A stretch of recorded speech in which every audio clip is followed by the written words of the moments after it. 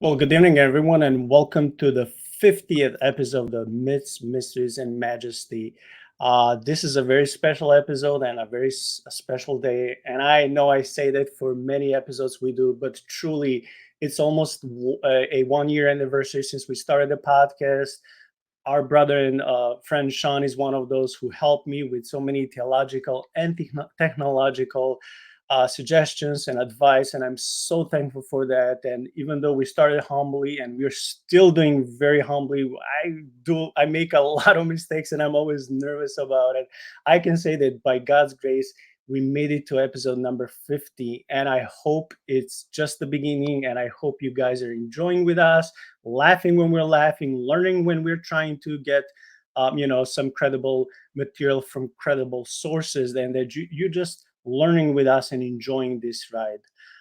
So that's the special moment. This episode will not be broadcasted live. It's pre-recorded, but I will upload it, so it will be broadcasted Sunday around 6 or 7 p.m., which is usually a usual time for the podcast. I have scheduled surgery, which is coming in a few days, and hopefully by the time that you guys are watching this episode, I'll be just home recovering and everything will be fine.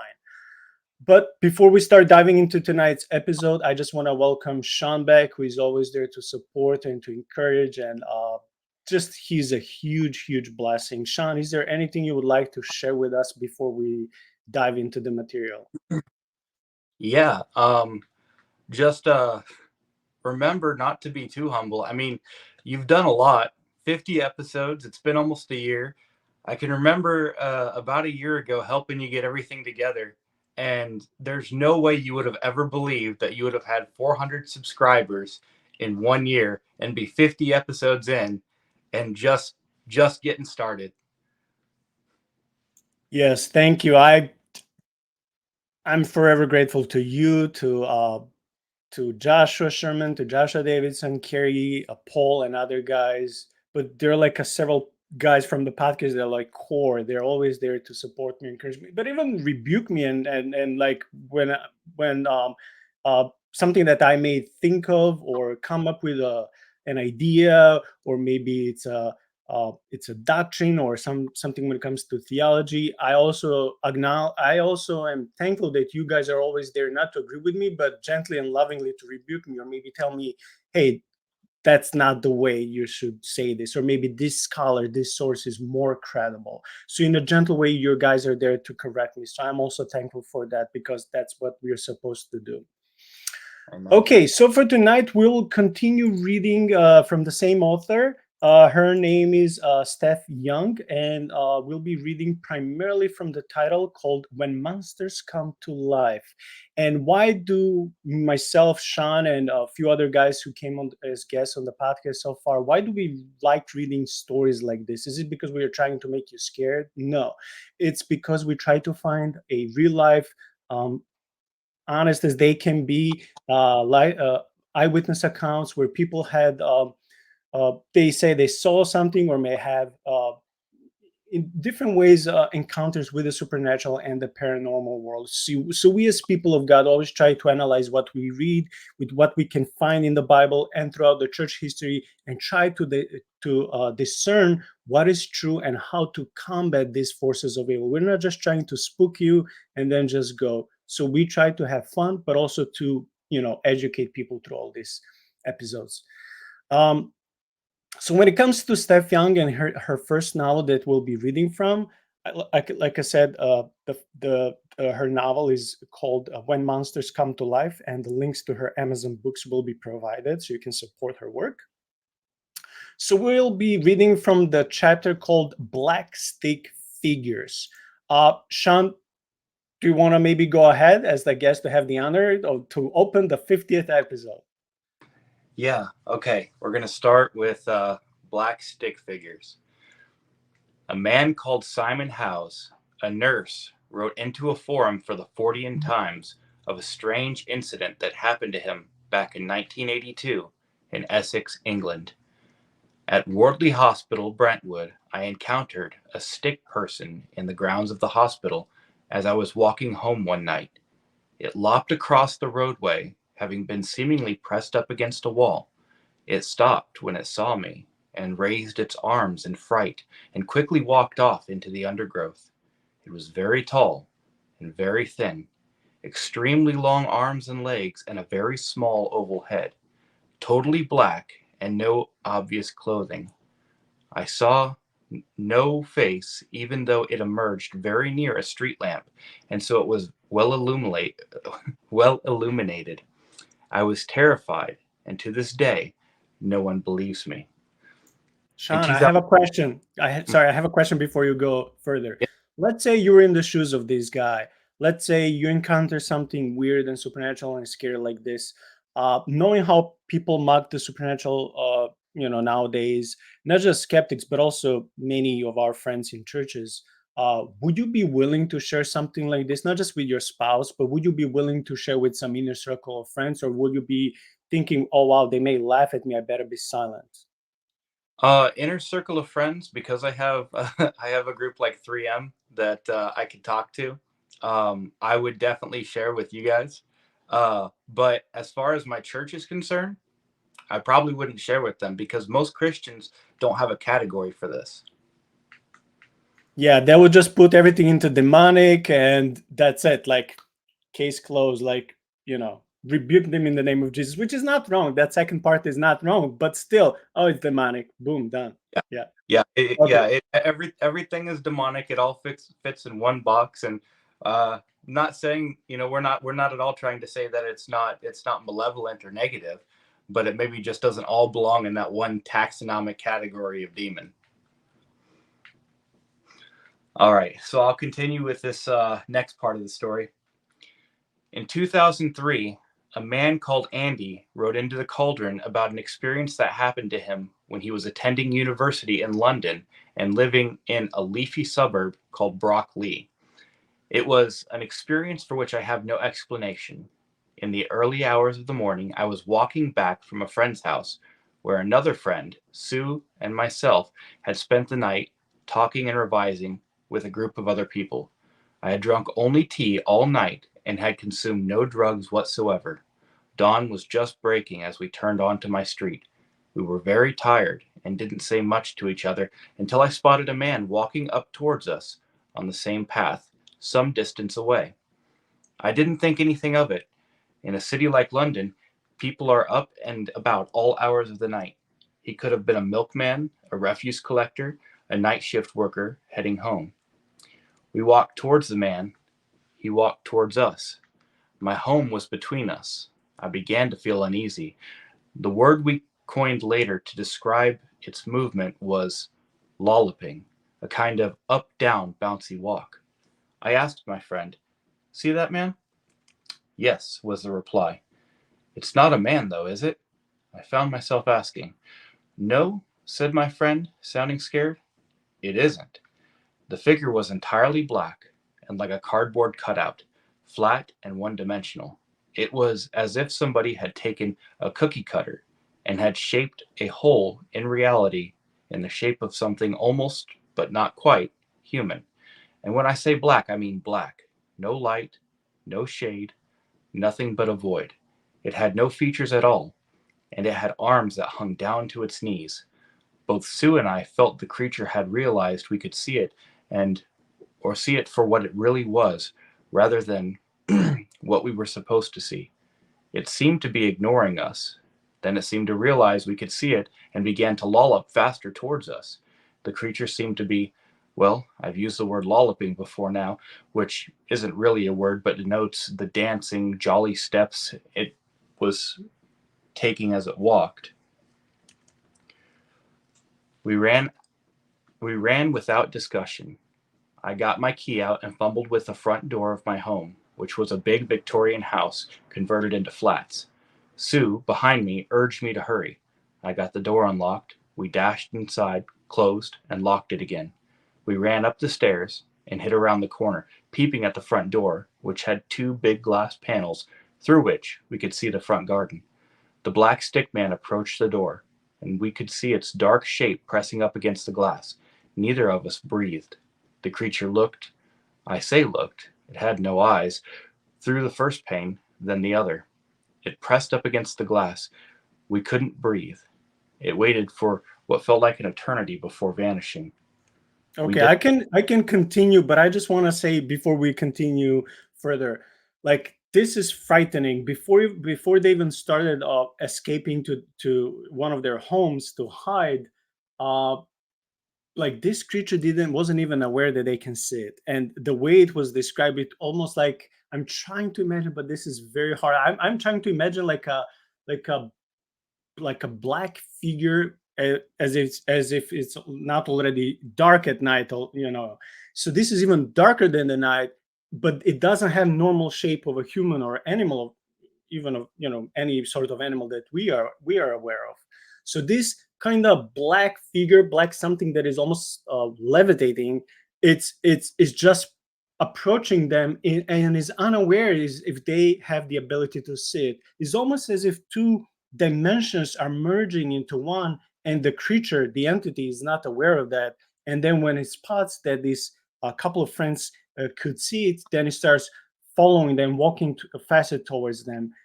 uh, I know it's impossible for us to guess the identity of this creature, but could it be something that we'll be reading before, but maybe slightly different, like one of those shapeshifters maybe that we talked about in our previous episode?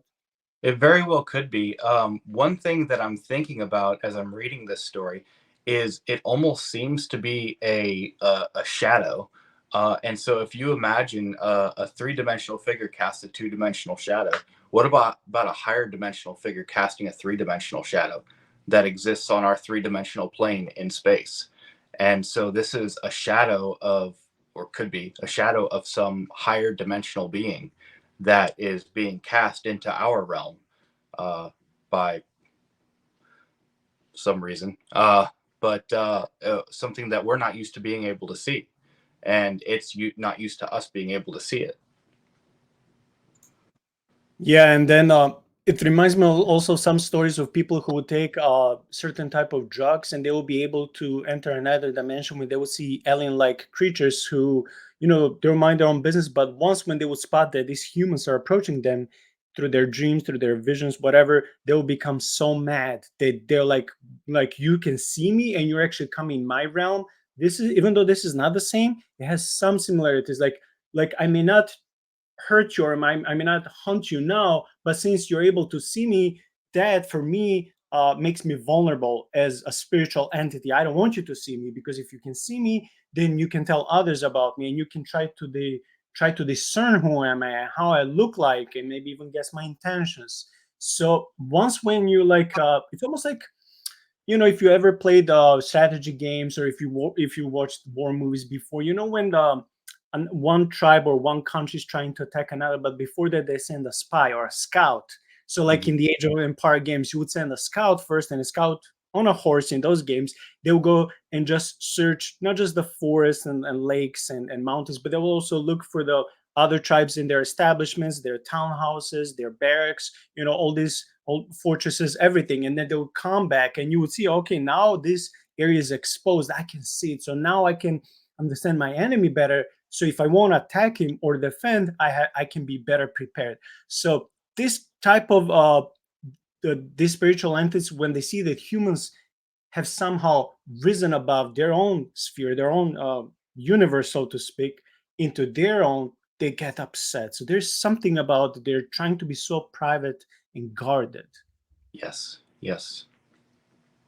Okay, let me continue reading.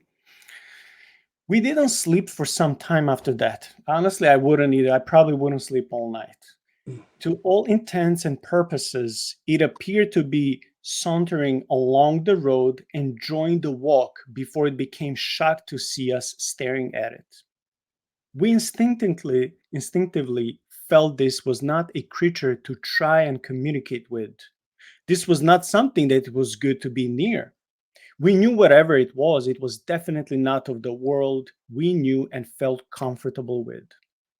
What we saw was humanoid in shape, about 5 feet tall. Oh, thank God it wasn't like usually when people describe Mothman, it's like 7 feet. This is like at least it's shorter one, so you can punch it if you can. If it's shadow, you can, but maybe you just punch it and run if it comes your way. Okay, so 5 feet tall and in very long arms. Ooh, This creature will be a good boxer. I can tell that. With very long arms but short legs. Okay, that's unusual. Okay. It was a black silhouette, very thin looking. We had not only experienced great fear, but we both felt the being had been arrogant, superior in attitude, and angry that its glamour had been pierced or had failed to operate. Hmm. H. Holmes posted this account.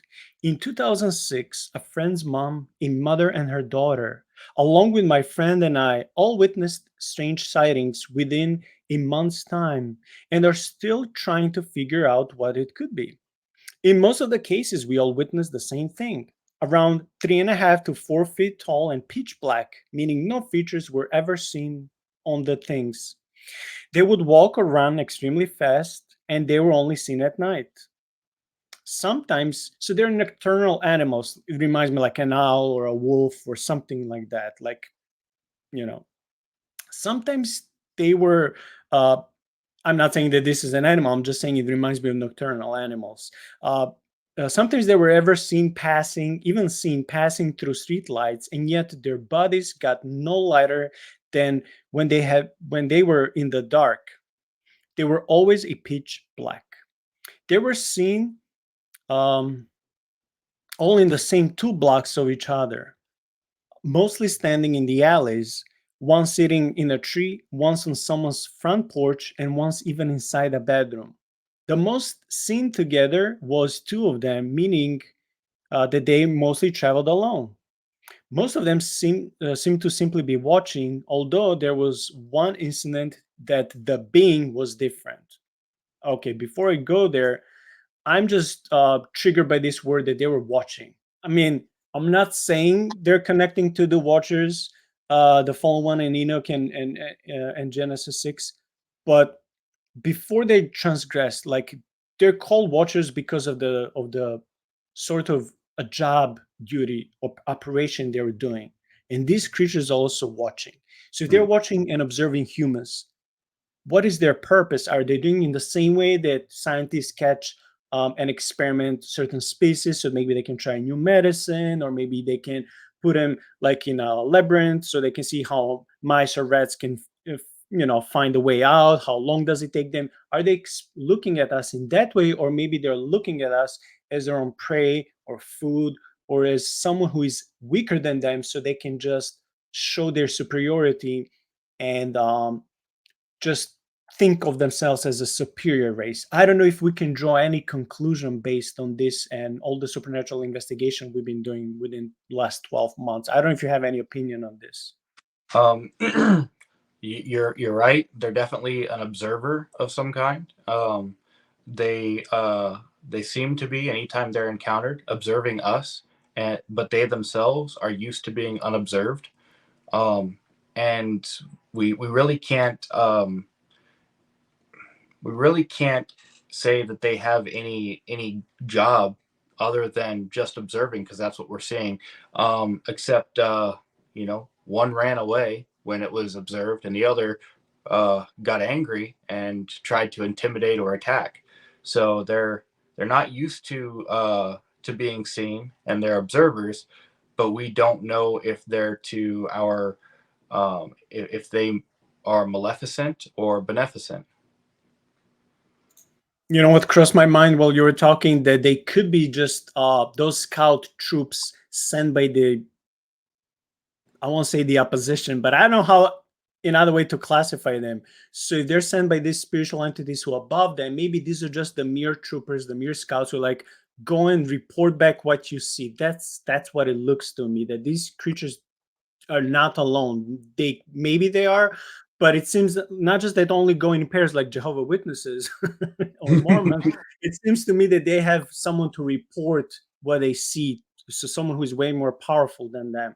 And this perfectly falls in this divine council worldview, which we mentioned gazillion times on the podcast. Um, that there is a spiritual um, hierarchy in the kingdom of Satan with all these different beings. Okay. Uh, so most of them seem to be simply be watching, although there was one incident where one being was different. It was a foot and a half taller. okay, but hunched over and could drop down on all fours and sprint away faster than any person or any animal I have seen. This reminds me in the episode where maybe it wasn't you and me when I did it, maybe it was with Doug or Dane, where these creatures would be seen on two, walking on two legs, and then suddenly be able, like animal, to walk on four legs and I mean, to run on all four legs very fast. And usually these creatures were able to change their shapes and how they would portray themselves to people in a deceiving way. So I'm seeing more and more resemblances and parallels, and I like that. Well, and it's interesting that they have longer forearms than they do back legs, and any creature that's capable of walking on two or four legs has to have shorter hind legs in order to be able to stand erect. So, like, gorillas, orangutans, even if you think about bears, they have typically have longer forelimbs than hind legs. And in depictions of things like Dogman or werewolves, they typically have squatty rear legs and long forelimbs. Yeah, yeah, thanks. That helps. Um, a Madison County man told MUFON about his very disturbing encounter. He said he was driving home on the highway when he saw something in his headlights on the right hand side crossing the road.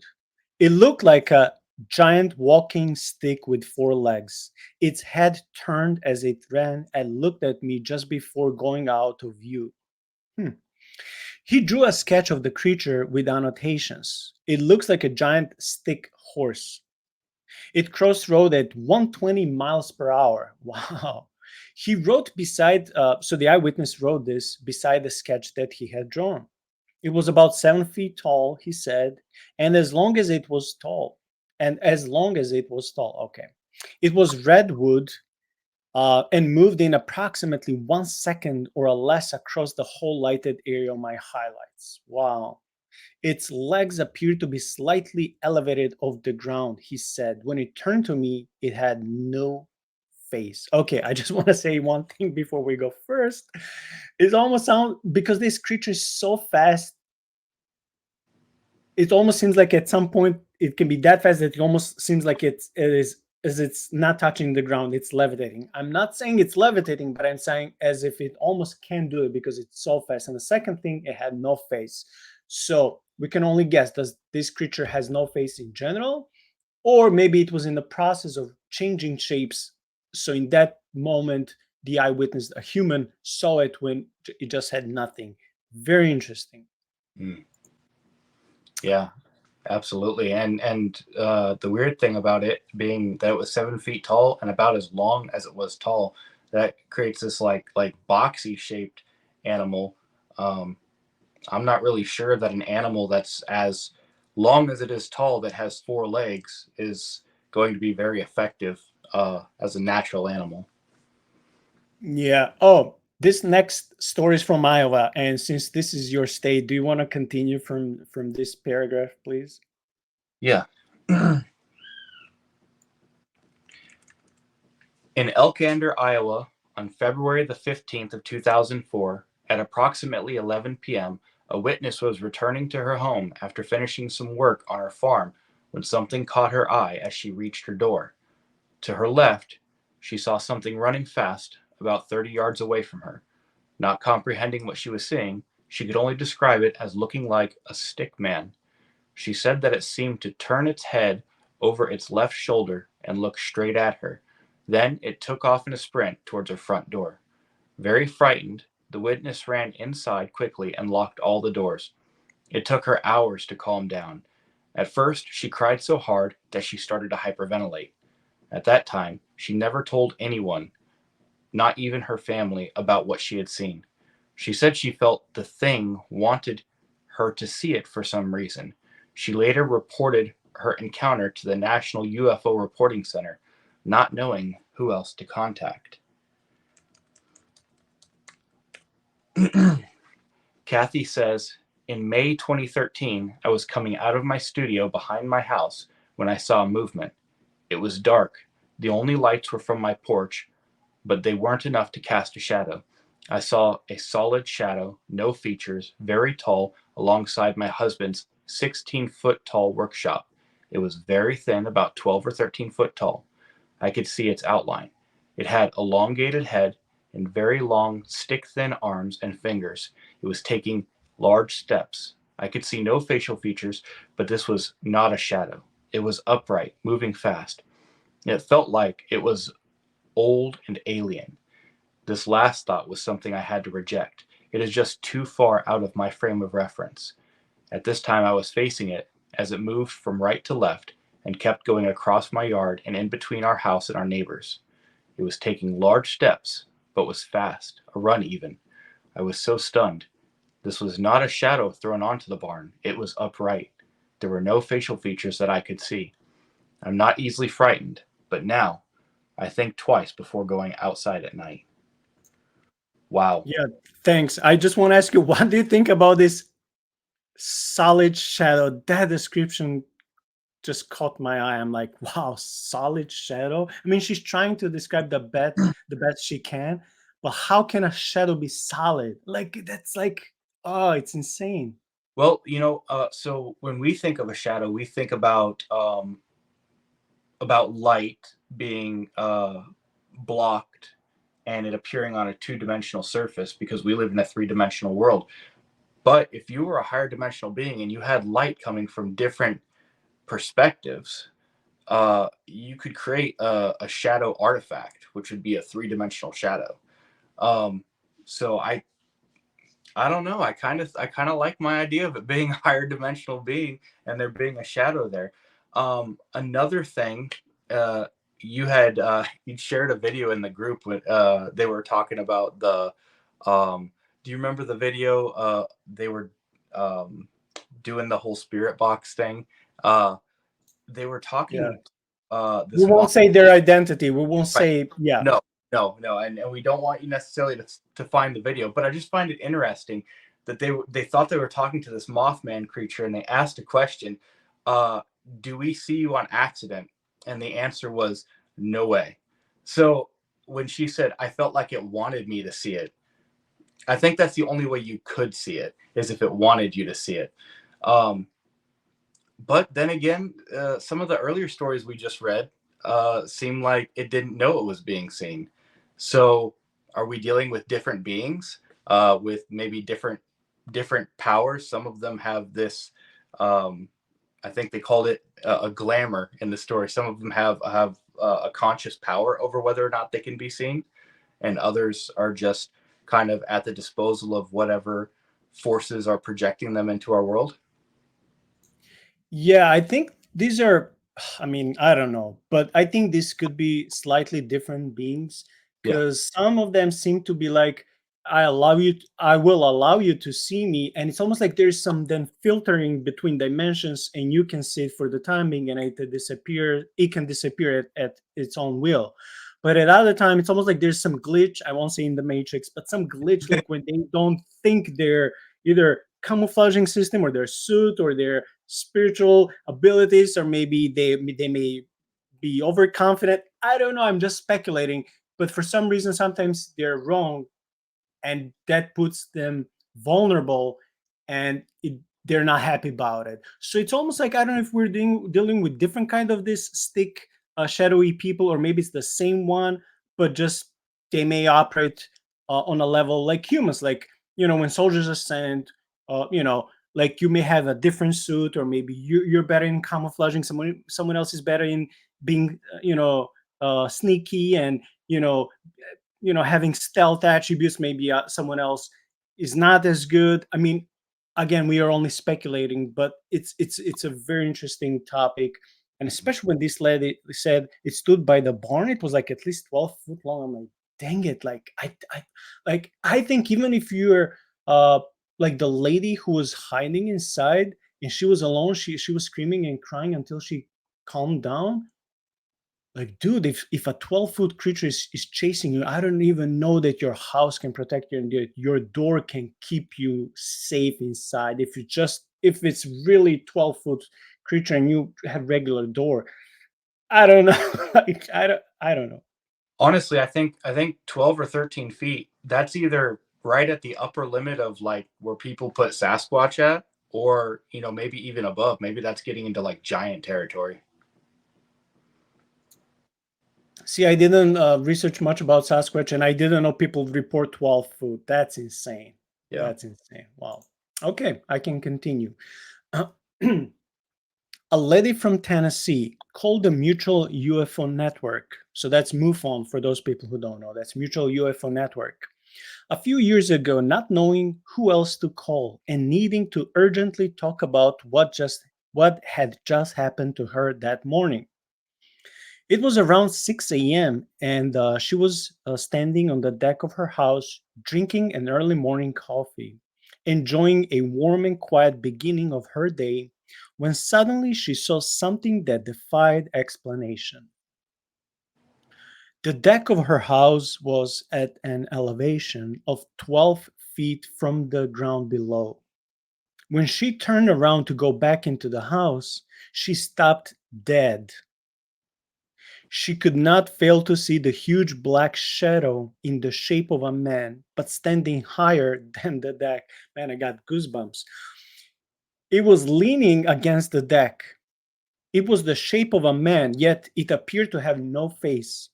She was frozen to the spot, unable to move. Yeah, that's what fear does. It paralyzes you. Suddenly, it turned its head towards her. Then she watched as very slowly it peeled itself off the rail of the deck. It ran its finger slowly along the side of the rail as though it was coming in her direction. Man, I think like these creatures are playing with people as almost their victims. Like as, for example, a lion or a tiger, they see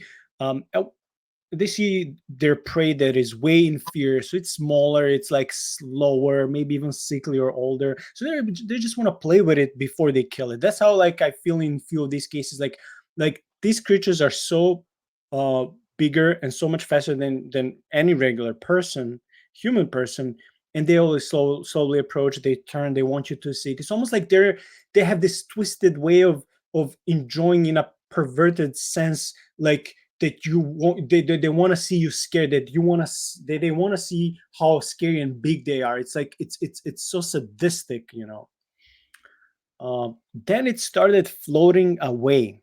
It had legs, but it wasn't touching the ground as it walked. It moved its legs like a man would. Then, as it got some distance away, it turned back around in her direction again. She felt very sure that it was communicating the message to her, that though it had left her unharmed, it was more than capable of hurting her if it chose to do so. Yes, it was communicating telepathically, which we talked about this a couple of times when we read from different authors in these eyewitness accounts. Some of these creatures, they have telepathic abilities, and they choose to use that to talk to people, to communicate to them. And sometimes they just say, don't tell anyone you saw me. In this case, we didn't get a message, it's not written, we don't know what it told her. But many times the message they have for people, it's not something like you would read in the Bible. Oh, be encouraged, I love you, fear not. It's usually not of those things. Usually when people's lives are changed, it's not in a good way. They usually suffer from PTSDs, they have nightmares and all these things. So yeah, I'm not sure that I mean, I'm thankful that this lady wasn't harmed, but I can't say that the creature had good intention. I don't know. No, I agree with you 100%. And I think that feeling of fear that she left with, or that this thing left her with, that was not just her, you know, a resulting feeling from the experience. I think that was either telepathically communicated to her, where this thing wanted to make her feel afraid, or it was acting in such a way that it communicated that fear to her. So this wasn't just something that she had reasoned from the event and was later scared. This being was creating the feeling of fear. Yeah, I agree. Okay, next story that we'll be reading, it's from the chapter called Van Meter Monster. Okay, and I can start. Okay. Testify witnesses to this monster in the town of Van Meter, Iowa. Shaun, it's again your state, guys. You're becoming popular. Included the most prominent of citizens. It happened in September of 1903. Okay, so 121 years ago. And it revolved around the most hideous giant bat-like creature. It happened in the heart of town and it happened to many.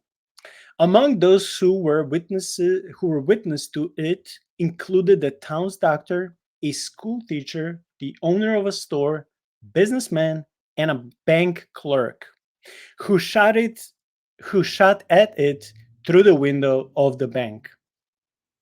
Okay, I like when authors of these stories, I mean of these accounts, when they give dates, times, people's names, their occupation, brings more credibility to the story. The events took place over a series of 5 nights from September the 29th to October the 3rd, and it left the townsfolk afraid to turn off the lights at night.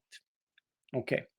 On the first night, local salesman Mr. U.G. Griffin spotted what he thought was a torch or spotlight on the roof of one of the business establishments downtown.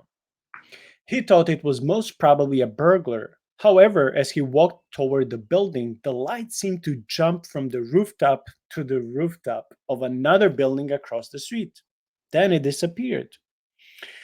It almost reminds me of one of those stories, like with the flying orbs. They're like illuminating. Griffin walked home, baffled as to how that could have happened. The following night, the town doctor, Dr. Alcott, was asleep in his office when he was awoken by a very bright light being shone at his face through his office window.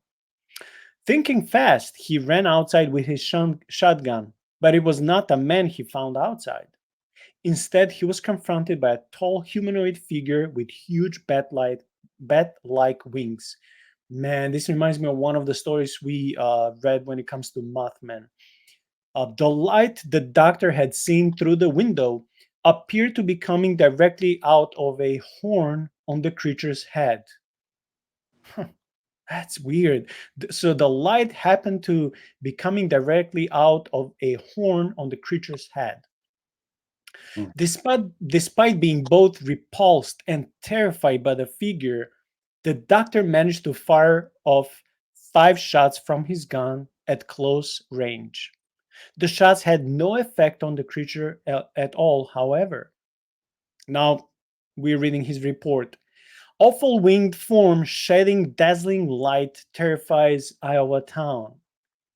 Came reports. Okay, so it's not his story, it's actually the title in the newspaper. Came reports from the New York press. Friday night, while the population was keeping the dreadful vigil, every electric light in the city was kept burning to satisfy the most timid. The St. Paul Globe reported a winged monster emitting a dazzling light terrifies. Town of Van Meter, containing 1,000 persons, is terribly wrought up by what is described as a horrible monster. Every man, woman, and child in the town is in a state of terror, and fully half of them fail to close their eyes in slumber. Man, that's sad.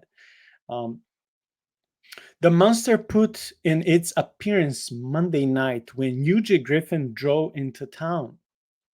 No one believed him. The following night, Dr. A.C. Alcott saw a monster, seemingly half human and half beast, with great bat like wings.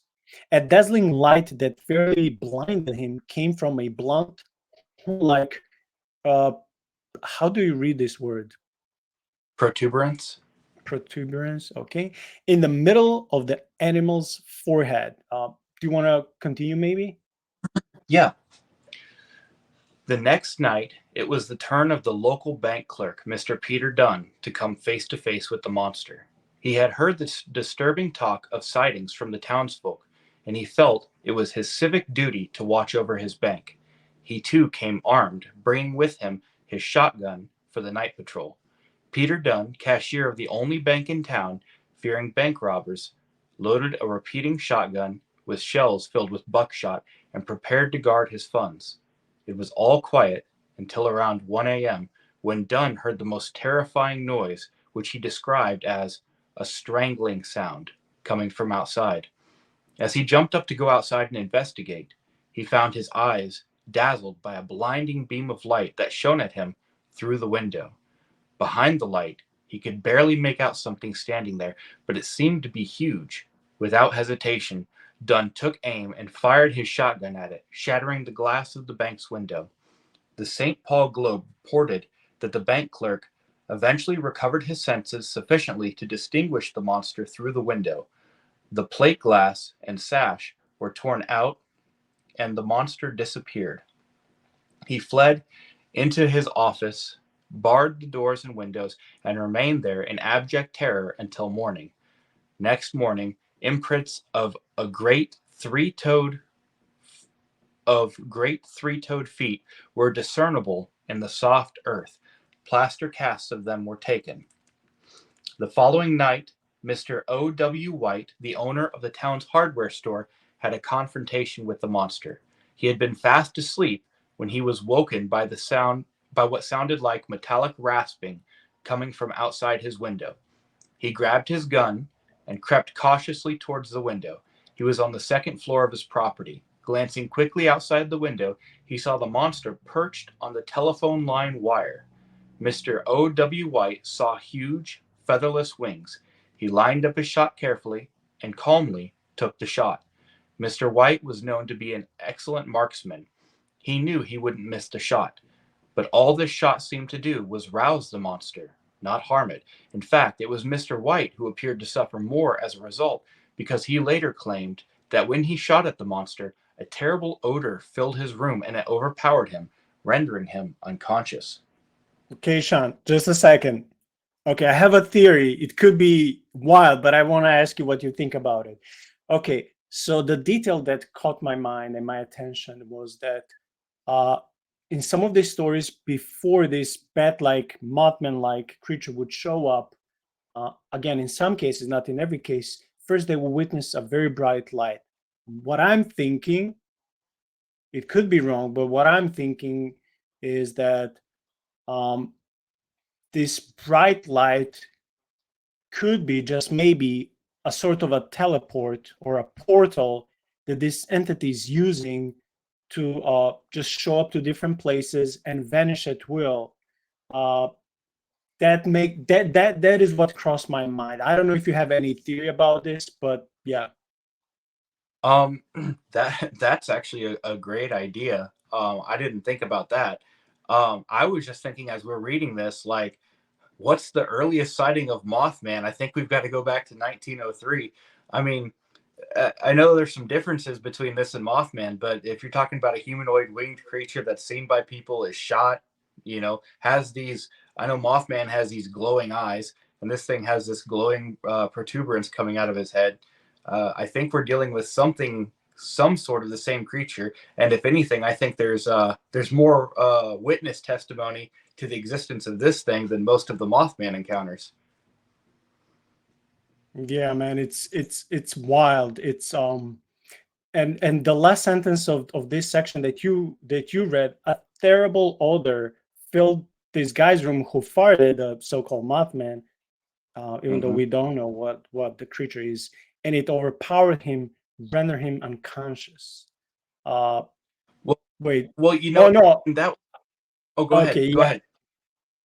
No, so he felt this odor as he shot the creature, even though the creature was not in the same house, in the same room. The creature was kind not too far from him, but still not close. And yet when he shot it, he felt the odor in his vicinity. And I'm like, was it because the wind blew this smell in your way, or because could it be that somehow this creature is using some chemical or biological weapon? I don't know. We're going too wild with this, but I'm just thinking, like how is this happening? Yeah, well, and that's something that if you read about some of the people who claim to have seen uh, things as crazy as portals and extra dimensional creatures, they always say that there's this terrible odor associated with it. And then witnesses who are encountering these people who say they had this experience, uh, they can't verify the experience, but they can say there's a strange odor that I've never smelled before, and it was awful. So that there might be something there with the idea of teleporting in between worlds or in between dimensions and this terrible odor that this person experienced.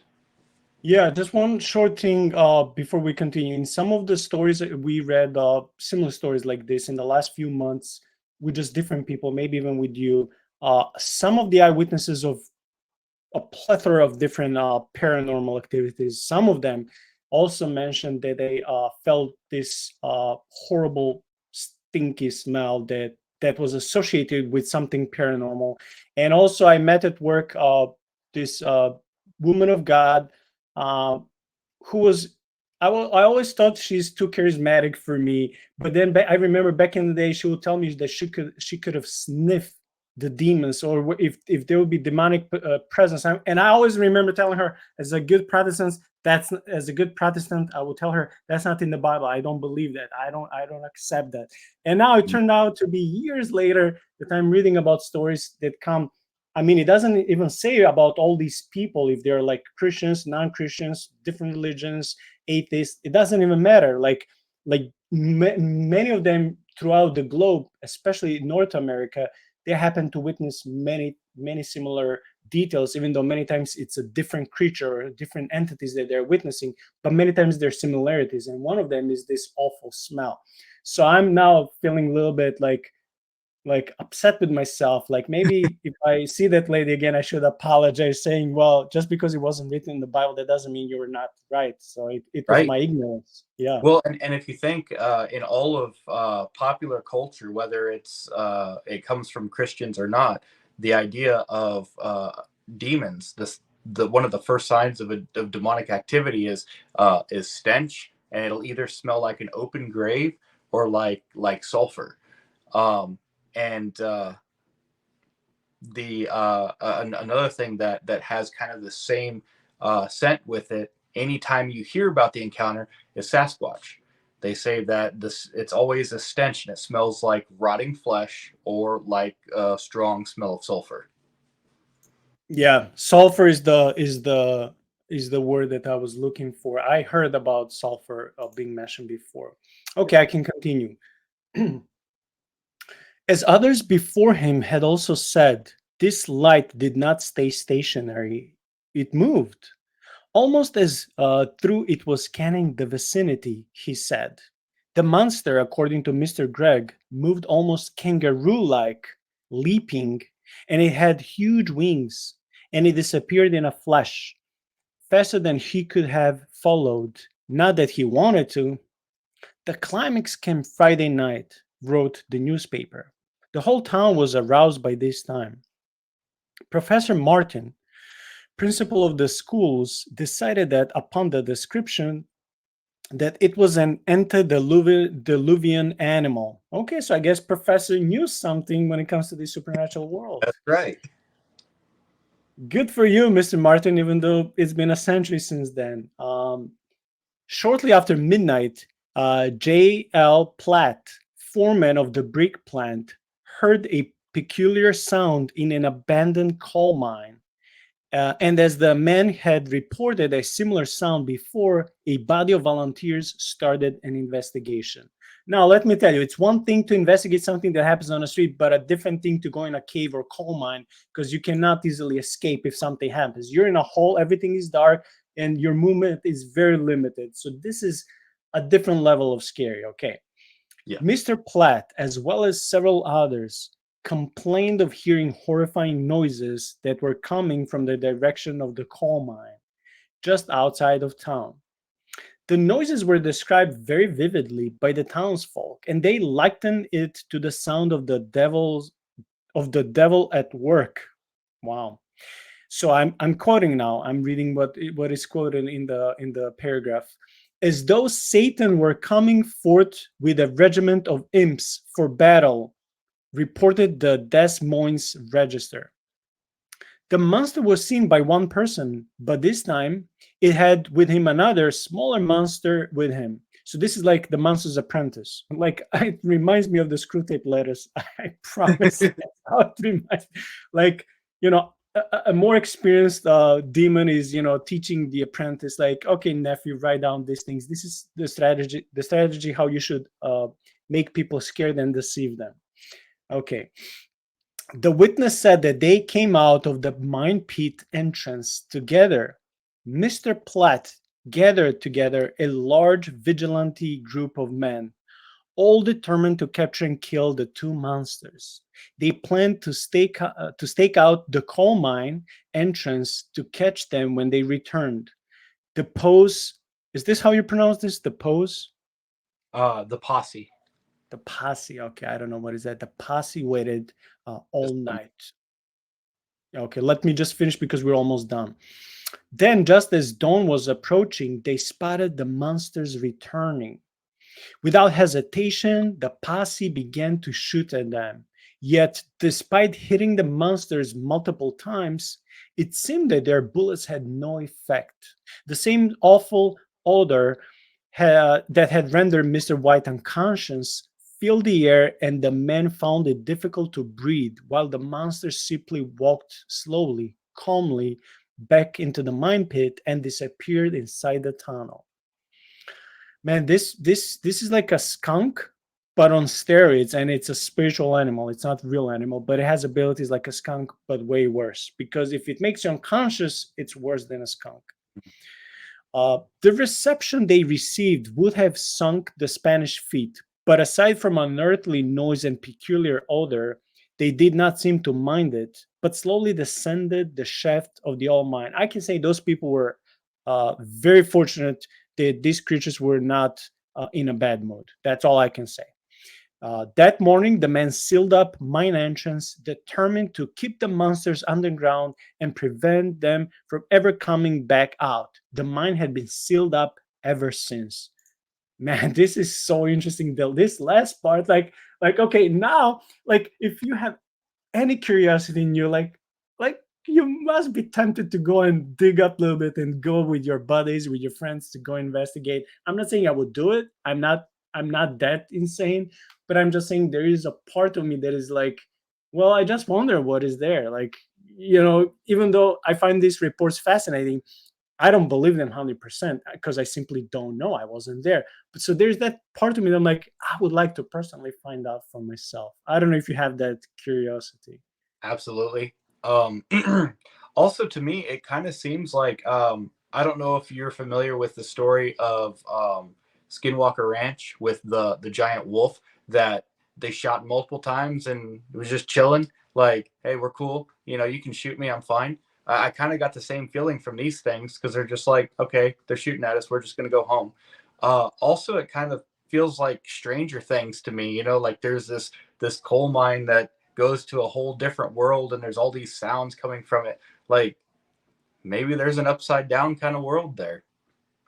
Yeah, I now when you mentioned that, I just thought of the episode we did on the a few weeks ago on the Hollow Earth, and we mentioned, not that we know, but based on the supposed people, eyewitness reports and accounts, that different people witnessed different kingdoms in this underworld, right?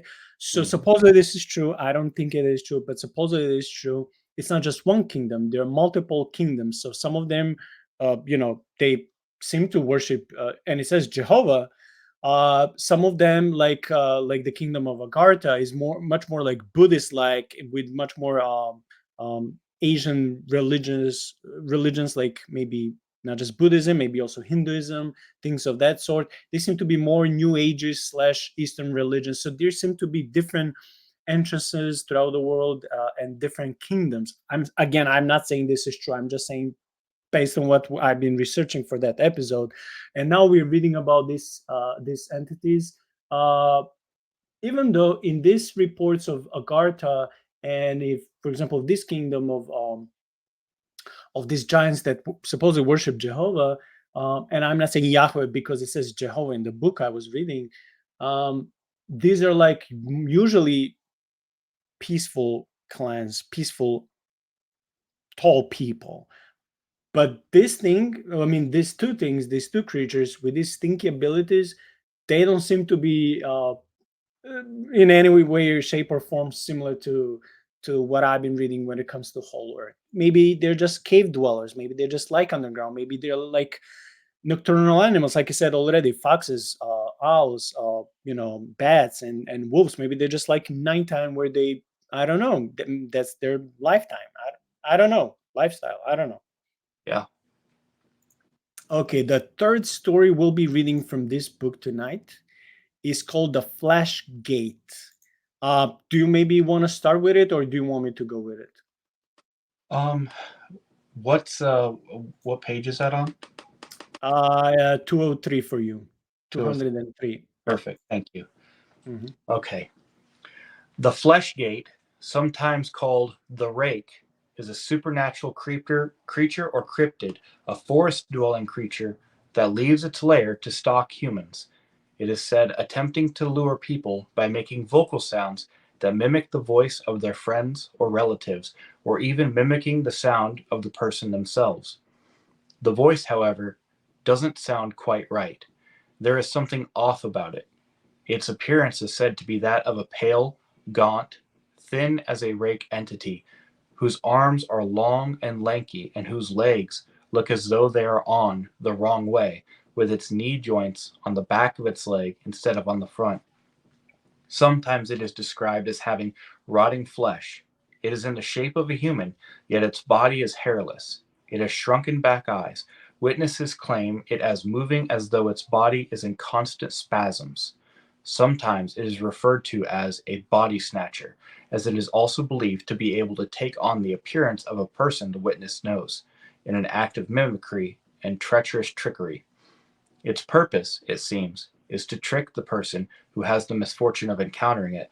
Screaming in the woods, I'm sorry, screams in the woods are said to come before or after an encounter with the rake or fleshgate, and it is believed that the screams are coming from the creature itself, who makes a high-pitched, blood-curdling sound. It appears old and decrepit, and yet when it moves at great speed. It has long claws, but this is Okay, just.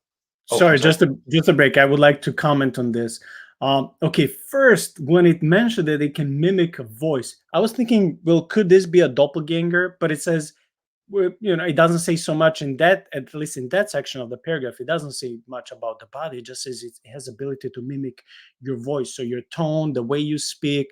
So it will probably mimic my accent, right? If this creature again exists.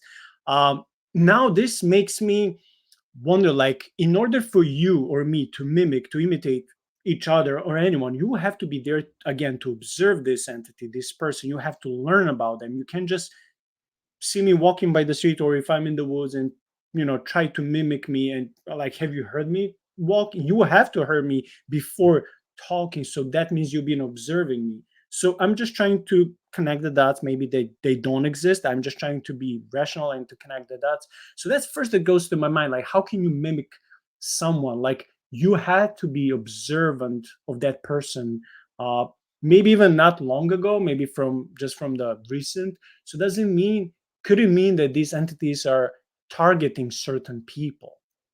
Makes sense. Yeah, I mean, even if you think about other predators that we know exist in the forest, like say a puma, or like mountain lion, um, they say that you could be around a mountain lion and never know it. So if I mean, there could be creatures that are observing you, that are close to you, and you would never know unless they want you to. Yeah, the next thing that says it had smell of the rotting flesh, and that's what you mentioned recently about Sasquatch, and I don't know, maybe some other entity. So we see here a combination of different entities and a combination of different eyewitness reports throughout different books and authors that we've been reading in the last few or several months. And this one seems to combine all of them, like, well, not all of them, but a lot of them, with the smell, with the look, then mimicking voice. And this also part uh, drawn me to pay attention to it because it says um that it's okay.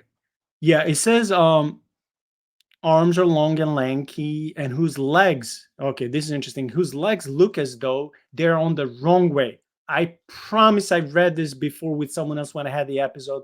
We were either covering something on that ranch that you mentioned. I just forgot the whole title of Skinwalker. the, yeah, the Skinwalker. It was either in story about that or something very similar where this they, or maybe with Mothman. I can't remember because I covered so many of these stories.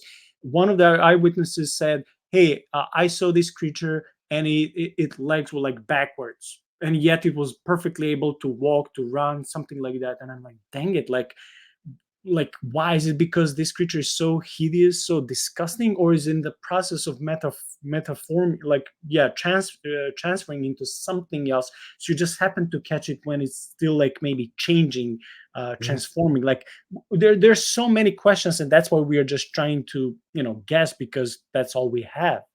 Yeah, absolutely. But this is just an internet creation, isn't it? According to lore, those who it sets its sight on will never be left alone from that moment onward. Once it has chosen its victim, that person will be a victim for as long as they live. It doesn't kill them, it stalks and torments them instead. It slowly drives them mad, for the involvement of this creature does not end when the victim leaves the woods. It follows that person. Once they have locked eyes with it, it knows them, and it will always find them. Insanity and suicide will be their only exit, or so it is said. Like the skinwalker, who many are frightened to mention its name for fear that it will target them next, there are many accounts which, intriguingly, support the very existence of this creature, the Fleshgate, who looks as old as time itself. One account goes like this. We'd rented a house in Colorado which had raised patios and a mountain view behind. We were out on the the back patio late one night when we heard footsteps crunching underneath us. We got quiet and tried to listen or see what it was. It was slow but constant. It didn't seem scared of us. The way it was walking, it sounded like a mountain lion stalks. We listened longer and its same slow, methodical crunches. My friend suddenly gets really scared and says she wants to go inside. She says she saw a really light colored human hunched over, walking, moving into the bushes. We tried to forget about it and tell ourselves it was just a mountain lion or whatever and go back inside to our movie. The next morning, we go outside. To our horror, there are large, bipedal shaped footprints along the hill running next to the house, all the way down and around the house leading towards the mountain. The tracks were very large. We didn't know about flesh gates, but now we believe that's what we might have seen and heard, Lacey Mullins writes. The other night I was sneaking out of my house. I began to walk to meet two friends, and I saw three deer, and I just stopped and watched. Then five more popped out of nowhere, and I was just thinking how beautiful it was. As I continued to walk, I heard the screeching noise coming from my left side. I jumped and turned that way, looking to see what the noise came from. I saw nothing, so I walked a little further down and I heard it again. At this point, I was completely terrified. I pulled out my phone and turned on the flashlight. I turned around to see glowing eyes of a pale figure. I paused and stared. It ran into the woods. I felt as if I could hear it running towards me, but by the sound of the leaves crackling. So I took off running and didn't stop till I met my friends. I told them what had happened, and they looked at me like I was just completely insane. It's winter, so we were all freezing and decided to go somewhere warmer. And on my way, we all three heard the screeches. With tears streaming down my face, I told them I wasn't joking, and they walked with me silently. Okay, I can continue so you can rest your voice. I just want to say that in a way, I'm glad that the rest of her friends also heard the same thing, so they wouldn't think that she was insane. Like, because I mean, even if they wouldn't think like you're insane, they may, people would rationalize. And and I mean, I do the same. Oh, it's windy, or you stepped on a branch, or maybe it's an animal, or it's the wind. Like, we would try to rationalize, and this is completely normal. So I'm glad they also heard something. Tori says, in the summer of 2010, I stalled my horse at a public boarding facility. There were always barn cats everywhere. The cats would have kittens. About a week before the event, I was told about how a barn hand's new shepherd dog would pick up the kittens by the scruff of the neck, walk them over to the water through, Trough. dunk, yeah, yeah, thanks. Dunk his head under the water and hold his breath until the kitten drowned. Oh my gosh, that's horrible. Yeah, and it says not a typical dog behavior. One night, I was there alone getting ready to leave when I heard what sounded like bare feet slapping concrete at a very brisk pace. I turned to face the sound, and out of the corner of my eye, I see what most easily could be described like Gollum from Lord of the Rings. Dang it, that's scary. But with more backbone and ribs showing. It was running on all fours. His ribs could be counted, and the abdomen was so sunken and malnourished that it was basically just rib cage, stomach cavity, and hip bones. As I turned to face it, it became that dog. Oh my gosh, it's a shapeshifter. As I turned to face it, it became that dog. At this point, I'm like, okay, it literally says, I'm not cussing, it literally says in text, WTF. So I'm not saying what it means, we all know. Okay. This dog, quote unquote, cocked its head and smiled at me. I I noped out as fast as I could. I never saw that dog again. After the incident, apparently it ran away and no one knew where. But that smile, with its lips pulled back, its mouth open, and it had looked like a creepy guy a second ago. Yeah, this I don't know if this person was fortunate to witness what many don't witness, or was unfortunate because, again, many people who witness paranormal, including Mothman, I read uh, a number of reports. Many people have nightmares and fear for a time being. Will this creature be back? They never feel safe enough, and it's just a living nightmare. So this thing chose to transform before their eyes, and and even smile. So when I imagine that smile, it's like Joker smile. It's like some evil, insane, mad type of a smile. Well, and Um, like yeah, uh, go ahead. like uh, what you were saying, even according to the legend, anybody who encounters this thing never has peace after that. So, just like you said, people who encounter paranormal, this thing sticks with them. Well, maybe this thing literally sticks with them.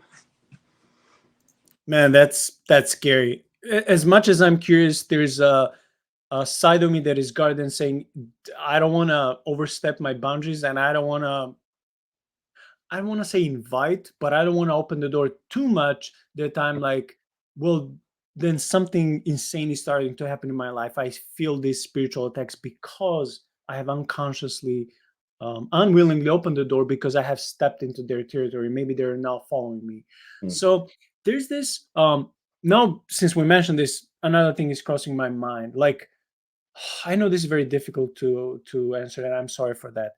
But do you think, as people of God, if we go, not necessarily ghost hunting, but if we go on the enemy's territory without someone asking us for help, like, oh, I have, my husband or my kid is dealing with your call, they're possessed, can you please come and pray for them?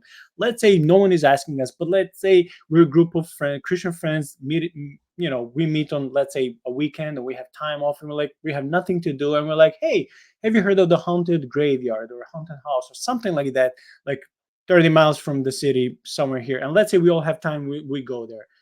And let's say something bad happens, we witness something, all of us, and after that, we feel like our our lives are not the same. We have nightmares, we have this fear, our faces are pale, we don't sleep enough, we lack energy, we see or hear weird stuff, and regardless of how much we pray, this thing or these things do not seem to vanish. Now, uh, I have two questions out of this scenario. Do you think, how do we know where's the line that we should draw in our investigation of the paranormal as Christians? How far is too far? And the second thing, wouldn't you expect when you pray against these things in the name of Jesus, they immediately go, because in some cases of people like Doug, whom I interviewed, who's been dealing with the spiritual warfare, him and his spouse for decades, they seem to go immediately. But like sometimes these entities, even if you pray and fast and rebuke them, they don't go. Like, is it because you went too far? So first thing is, how far is too far? And second thing is, like, why these entities sometimes wouldn't disappear from your life immediately? So I think that the the safest way that we can approach this topic is an intellectual, like academic investigation of this, where we just kind of interact with the stories and maybe try to understand the phenomena from a distance. We don't want to be researchers because researchers are out there in the field actually trying to interact with these things. And the reason we don't want to do that is because we are under a covenant with God where he protects us as long as we obey and listen. And when we do not follow the parameters of the covenant, then we are giving these things legal authority to afflict us. And so just praying them away isn't going to work. You're going to have to repent of violating the covenant that you have with God. And then you would have to come back under the covenant through repentance, confession, and faith, and then pray it away. Okay, so if I understand you correctly, you're not in any way supporting Christians who go ghost hunting or creating documentaries or recording with cameras, like, okay, we're going to invest this graveyard or this house or this basement or this cave, because there's a side of me, I have to be honest, even though I'm not super brave, there's a side of me that's like, yeah, I would like to go sometimes, maybe once or twice a year, to these places with some church friends or with some other Christian friends who like, we would just like to investigate. So in your opinion, we should not do this regardless of how much we are curious, because again, something bad can happen, even though we have Christ in us, who is stronger than them, way more glorious. You still don't think it's wise for us to go and investigate. We should rather stay home and read about these reports. But then there are Christians who go out and do this supernatural research and encounter these beings, and they create documentaries like the Dark Holler, right? The Christian docu series of 5 episodes. I mean, do you think that's necessarily bad? So, going to places that are supposedly haunted and bringing camera equipment and setting stuff up, that is not necessarily violating the covenant that we have with God. Trying to interact with these things and get communication, that's what's a violation of the covenant. If you were to go and set up all of these infrared cameras and leave the property, or say you want to sleep in one of these haunted beds to see if you have any sort of an experience, that's not a violation of the commandment. But that's never what you see in these instances. You have people who are trying to speak to these entities, trying to provoke them, trying to get a response. So they're trying to establish lines of communication with them. That is not something that I think that a Christian would be wise to do. And as for the question of should we just stay on the intellectual level, I think that's the safest bet. I think that's the safest thing that we can do, because even if you're not in violation of your covenant with God by going to these places, these are places that are obviously dominated by principalities and powers that are we are not in control of. So you're going into enemy territory. That's you have no promise of protection there. Man, I'm so glad I asked you to clarify, because I was concerned. Like, do you think I should be sinning if I go out with friends? Because when I had Doug a few months ago, and we were reading in one of the reports, it says in Illinois, in some suburb or town where it's more countryside. People saw it decades ago something weird. So he said, "Hey, maybe we should go one day." He actually said when we went live, and I'm like, "Yeah, I'm up for that when the weather gets nice and when both of us have time." So I'm glad I asked you to clarify. So that would not be what you understand to be sinful, but actually, if you try to talk to them, then or in a way like, okay, I understand what you're saying. Thank you for the clarification. Okay, we're almost done with this story, so I'll just finish. Annan says on Demoniacal blog, I've seen it too. It's always out at night and by washes and sides of freeways and water tunnels. This is how it travels and hasn't been spotted by most of society, not to mention it's so fast you blink or turn away and it's gone. My name is Bobby. This isn't a joke, people. I was recently homeless in San Bernardino, which is in California. I was with my bro sitting under a tarp makeshift roof when I got a feeling someone was watching me. When I looked side to side to check the perimeter, nothing was there. I said to myself, no one is that quiet. When I looked forward, there sat a Lord of the Rings, my precious looking creature in crawling position, just staring at me. Man, this is like a second person that is testifying to see the same creepy animal, but in the former account, that thing turned into a dog. We'll see what it says in this story, but it's so interesting. Um, I sat there mesmerized by what I was seeing for at least 5 seconds and then mentally slapped myself and yelled. It took off faster than any animal I've ever seen, in a scurrying crawl-like gallop. My brother only seen the white blur. It's powder white, nocturnal, and it lives in waterways, mine shafts, caves, bridges, woods. And sorry to say, it's not just the same one we're all seeing. There are a bunch of them, big 6 foot size, and so on. This is where the report finishes, even though it seems it finishes abruptly as if there was more, but it's, I guess the person stopped talking at this time. Maybe it was too scared or didn't want to reveal too much. But man, like, what do you think about this golem creature that two different people in two different places saw? Like Gollum from the Lord of the Rings. Like, again, in the first story, it changed shape.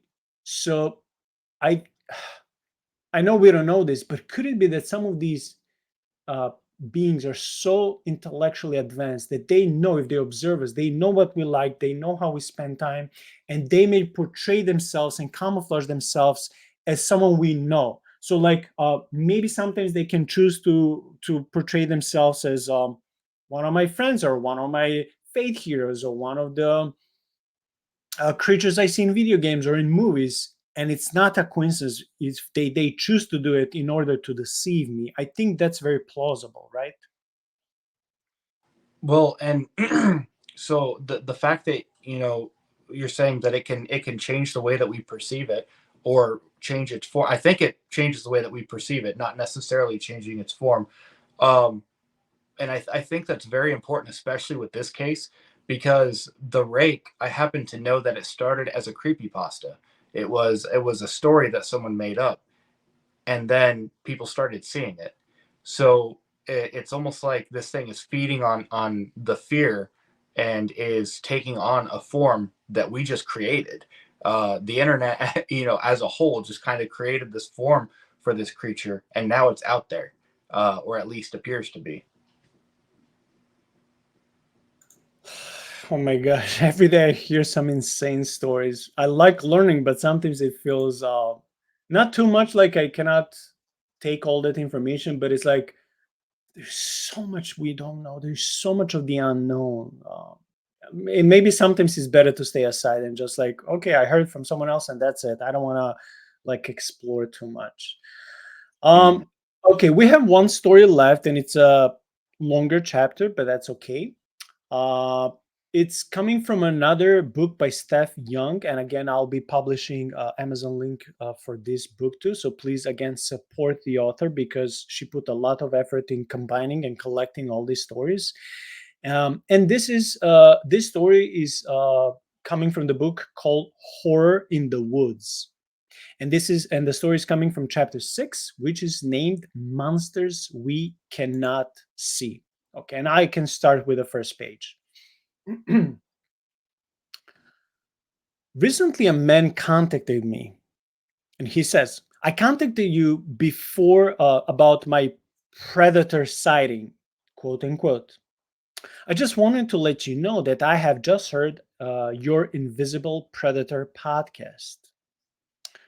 Gary had been referring to a podcast in which I mentioned several eyewitness accounts of what can only really be described as a shimmering, semi translucent being. For example, Jen's account in one of my previous books, Predators in the Woods. Oh man, that sounds like an interesting book to get. So the book is titled Predators in the Woods, which was as follows. So now she's quoting from that book. Doctor of Physics Bruce Maccabee, an expert on optics, sounds, and lasers at Naval Surface Warfare Center, and a researcher into UFOs, orbs, and other unexplained anomalies, describes a case of a so-called predator in the forest. A lady called Jen had set up a hunting stand in her native Ohio at the start of the hunting season. Sitting in the stand about 15 feet up between the trees in a forest area, she patiently waited. As she sat there, she passed the time texting friends and taking photos with her phone. Suddenly, the woods went silent, and it always goes silent when there is this evil presence or predator presence. And I'm not saying necessarily predator from the movie, but just in case, I mean, just when it's something that is scary to all the smaller animals. She noticed that there was no noise at all around her. The birds had stopped. There was no rustling in the foliage, just dead silence. It made her feel suddenly anxious, and she was so unnerved by it that she sent a text saying, something is wrong here. The woods just went dead silent. It's odd. She thought it was possible a panther or coyote was approaching. As her eyes roamed the area, she suddenly noticed a strange visual effect that seemed to be moving across her field of vision, about 20 feet away. Man, that's close. That's not far at all. It looked like a mirage in a desert, but it was not hot there. She removed her glasses and rubbed her eyes, wondering if something in her eyes was causing it. But when she put her glasses back on, it was still there. It traveled from left to right in front of her, above the ground, and then eventually disappeared from sight. When it did, gradually the animal sounds of the forest returned. She later described it as like the invisible creature in the movie Predator. Shortly after this, her nephew was at his high school not far away with other students. Several of them there reported seeing strange, bright, moving lights in the sky as it got dark. They were on their sports field, and the lights were directly above them, changing color from white to amber, and they disappeared. Airplanes don't just disappear, he said, adding, every now and then I felt I could see something out of the corner of my eye, but it was probably my imagination. Or was it? Sean, maybe you want to continue? Well, Gary McCrae wanted to explain what happened to him after hearing me talk about that case. He writes, I was utterly shocked that this is going on all over. I had no idea. I have to say that this makes my own sighting even more frightening, as I can no longer brush it off as imagination, although dogs don't imagine things. I am giving you permission to use my story if you so wish. I can also confirm that I am a college educated, and until recently, when I became ill, I was a software engineer for 25 plus years. I'm not mentally ill, as some may suggest, and neither is my university educated wife. What had happened to Gary you may wonder. Well, I live in Scotland, which is on the edge of a national park. Please take the time to read this as you think it may be of great, or as I think it may be of great interest, and you will actually see what I saw. I read a couple of books on holiday and was fascinated as there seemed to be a link to several terrifying experiences. I had two to, or I'm sorry, I read a couple of your books on holiday and was fascinated, as there seemed to be a link to several terrifying experiences I had 2 to 3 years ago. These were not imagination. My wife was involved also, and my dogs went ballistic at the entity we saw. Let me explain. Around 4 years ago, I was walking my dogs at night in the winter on a moonlit farm track half a mile outside of this park. I had a torch, but did not have it on due to being a clear moonlit evening. To the left of the road, fields drop off sharply towards a small wooded area for around 200 yards. I was walking along when my dog stopped and something caught my eye. I can only describe this creature entity as something like Gollum from The Lord of the Rings, but almost invisible. That reminds us of the rake that we just read about this guy. Yep, Reflect. and we read from another book from another people in another area. That's insane. That's Yeah, insane. I yeah, don't know because we chose this story. I didn't know it was about Predator, and I didn't know it has Gollum. And we just mentioned these in another book by the same author, by different eyewitnesses. It's like it's funny when you start researching these things. Like you're clueless, you're ignorant naturally, and yep. like there's so much of the unknown. Later, as much as you read and investigate, you start to see more and more connections and parallels. Like Yeah, slowly, I'm not saying it's logical, but slowly starts to make sense. As you start to see patterns, right? So this is yeah. one of them. It's like even if some of these guys are lying or are exaggerating their claims, there's so much that is interconnected among these stories that it almost becomes its own stream of evidence, just the continuity between the stories. I can only describe this creature entity as something like Gollum from The Lord of the Rings, but almost invisible, reflecting the surroundings in the same way as the alien in the Predator films. It was taller than me, about 6 to 7 feet at a guess, and it moved quickly toward the top of the hill and easily jumped a fence to end up standing crouched around 50 yards in front of me, staring at me. Or so it felt, as I couldn't actually see the eyes. The dog was already running when I fled. I felt that it chased me, but I didn't look back to find out. I ran the mile or so home, locked the doors, and told my wife about it. I was pretty shaken up by this, and we kept it to ourselves. Let's be honest, it sounds pretty ridiculous. A good while passed, and we had pretty much forgotten about the experiences when the most terrifying one took place. This time, we were together with the two dogs, a Labrador and a standard poodle, which are pretty large and not easily scared, and back where I had originally sighted the entity, but just on our way into the unlit area near some trees. Suddenly, the dogs went crazy with rage and started barking like devil dogs, looking up into a tree at the start of the farm track. I I can shone. continue. I can Yeah, continue. No problem. You can relax. I shone my torch up and briefly saw the entity again. This time crouched up in a tree. The dogs were going crazy and would not go any further. We about turned and headed home. I did look back and it did not follow us into the lit area. This was terrifying as we now knew that it couldn't be imagination as the dogs had seen it. I've never seen them so crazy before that or since that. I could try to describe the fear, but really there are no words. A few weeks passed and we just avoided these areas at night. My wife, Heather, then had a daylight sighting. She was just outside of town in another wood one morning when she noticed everything was quiet. She again saw the shimmering shape up in the trees and immediately went home. The dogs didn't seem to notice this time, but Heather was quite a bit away from where it was. She didn't go back there alone for a long time afterwards.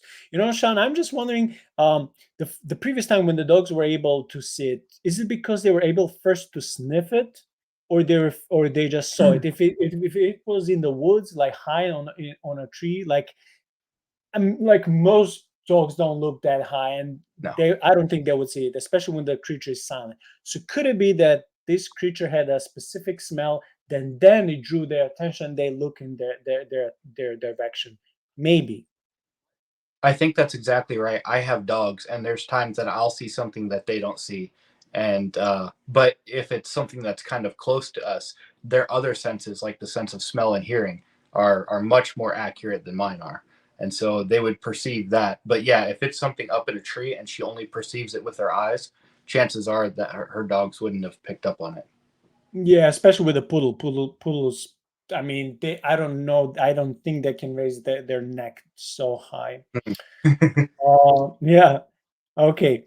A few months later, I was walking my Labrador in this area, which is a large unlit park in the middle of the town. It is like a small valley with trees at the top and bushes dotted around. Again, it was a moonlight. Like, okay, at this point, I'm getting upset with these people. Like, you had bad experience, you had sightings of this entity, it scare you, like, obviously it's influencing you in a bad way, like you're scared, and you keep going outside at nighttime where it's moonlight, like why, like don't go after a certain time. I mean, it's just it's it's just plain, it's, I don't know, it's logical, it makes Common sense, sense. like don't put yourself in danger. Yeah. Again, it was a moonlit night, but I was using a torch. Yeah, torch will help you because it was very dark in there. And of course, I decided to go there because it was so dark. So my mind told me you should go out. Okay, in the forest, especially, you know. I was walking along and had a feeling that I was being watched, and the dog seemed uneasy. It all came back to me, and I started to sweep the torch around the hillside, hoping that nothing was there, but they still continue walking straight. Like, again, like I don't understand the process of thinking in this person, like I'm upset for them.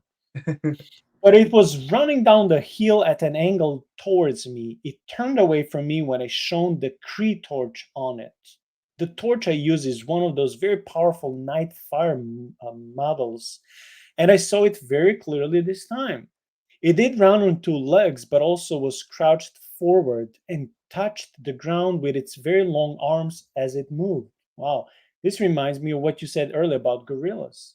Mm. It was definitely the same thing, around 6 to 7 feet tall, humanoid, but is this spindly or spindly? Spindly. Spindly like Gollum, reflecting its surroundings. The torch shone brightly off the surface of its skin. I say skin because I don't think it was wearing anything. Mm. Both myself and the dog ran like hell. This is funny, but it's always like, what were you thinking? Like, why do you put yourself in the danger? Like, even the dog didn't do anything, stop barking, just ran. It says, we ran like hell Mm. out of the park and on into the center of the town. I bet this person went again the next day. Like, some people are so stubborn, they don't learn. Again, although it had seen me, it ran away from me when I shone the torch on it. Okay, so it has a type of aversion uh, towards light. So that's a good thing to remember. It doesn't like strong lights. Okay. After this, I did tell a few people. I have a friend whose house backs onto this park, but nobody had heard of it or seen it. Man, I think because the same person keeps seeing it, that this entity is just targeting Yep. this, this human. But I'm also grateful that this human didn't get hurt in any of these sightings. It's, like it's like it seems like it could have, the person could have get hurt, but it didn't. So I'm grateful that some of these entities, I'm not saying they're neutral, but I'm just saying that sometimes they choose just to disappear, and I'm glad for that, because these people wouldn't be there to tell the stories. And um either they don't have the ability to walk their dog during the day, or maybe this creature is, like you're saying, targeting them, but influencing them in some way to have to walk their dog at night. Who walks their dog at night? Especially, oh, I'm going to go off into this park somewhere and walk this dog in this wooded area. I mean, not even talking about like monsters, but just that's not safe, especially not in the middle of a town. Yeah, yeah, because this is a rural area, so we don't know if there are wolves or mountain lions or coyotes or anything. Like, even as if that's not already scary. Like, why do you need something even worse? And you already Yeah. saw something, and you still, oh, I'm gonna go repeat. Like, you're basically doing copy paste, hoping you'll be okay. Like, how insane is that? Like, that's like playing 50 years lottery and not winning, and still playing and paying to play, because hey, I may win one day. Yes, you may win, but like, to a certain point you have to stop and say, hey, maybe it's not wise for me to continue doing the same thing, because nothing good happens. But i Mhm. don't I don't think some people learn fast. So let's see. As an addition to this, last year one of my friends was in another wood near the town, and his dog went crazy at nothing. It's never nothing. In his words, he had never acted this way before and has never since. I did not tell him what I had seen before. Yeah, because you want your friend to die, of course. You don't tell anything. As I didn't want to cause alarm. I did share this with my friend Alan, though, the one whose house backs onto the park mentioned above. Do you want to continue, please? The other thing I wanted to do was to send you a photo I took last year. We were in the woods near where my wife saw the predator in a tree, and I felt that we were being followed. I also noticed that the dogs were keen to move on more quickly than usual. This time I saw nothing at all. I just had the feeling. It's like a shadow suddenly passes over your soul and you know something is wrong. I snapped a photo behind me and later noticed this weird rectangular translucent object to the right. I won't circle it. I'll let you see it for yourself. You will have to zoom in to the right a bit. I'm sending it to you as I don't know who to show it to. I thought that you might know somebody who can make a suggestion as to what it is. The photo was taken with the sun behind me without a flash. I also see something else in that box, which I pray to God is a pareidolia. The something else was pointed out to me by a friend. Being a Just a question. Do you think that this pareidolia is one of those natural phenomena when people think they see face in the clouds or Jesus in the coffee mug, and it just because natural occurrences happen, or there's like certain angle or certain bright, or I mean it's bright outside with a certain level of brightness, or like natural weird things can happen to match, and then we see something that is not there at all. Do you think this is referring to that yeah, natural phenomena? Okay. yeah, the human mind wanting to see faces anywhere. Yeah, Yeah. Like, this is Jesus in clouds talking yeah. to me, or giving me the sign. I'm like, I highly doubt. The Virgin Mary on a piece of toast. Yeah.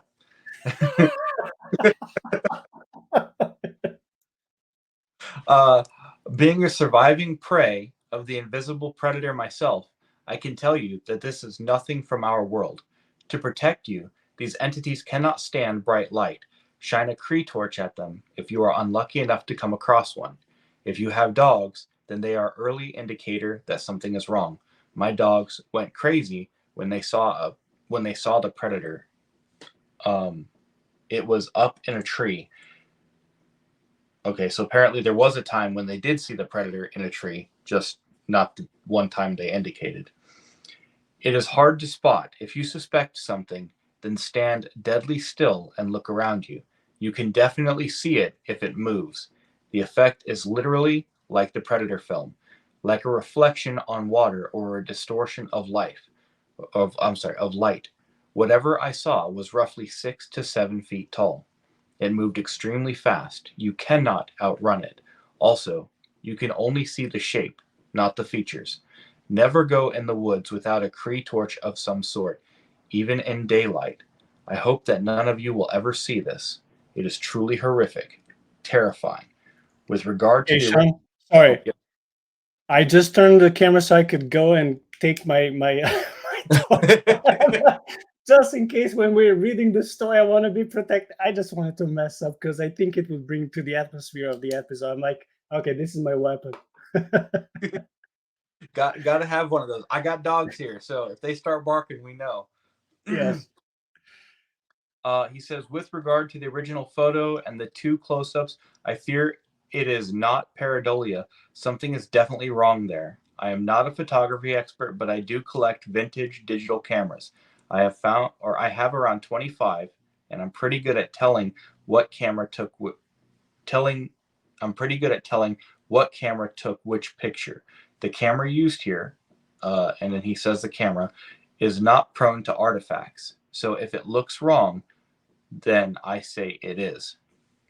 Recently, I also corresponded with a man called Jeffrey. I'm from Parkersburg, West Virginia. I hunt, fish, shoot, and spend a lot of time outdoors. I really don't believe any of this crud either, but last week something happened that I can't explain. On my way hunting at 6:30 a.m., driving on Lost Pavement Road, something crossed the road in front of me, had to be at least 15 feet tall, and was a medium dark brown in color. It glided across the road just off the ground. When I say hovering, I don't mean walked. It kind of, or I'm sorry, when I say crossed, I don't mean walked. It kind of glided quickly as if hovering just off the ground. It was very tall, brown, and flew across the road so quickly that I really didn't see detail. All I know is I have no idea what that was and have never seen anything like it. It was shifting rectangle in shape, is best I can describe. It's still, or I still can't even think what that was. I practically live in the woods.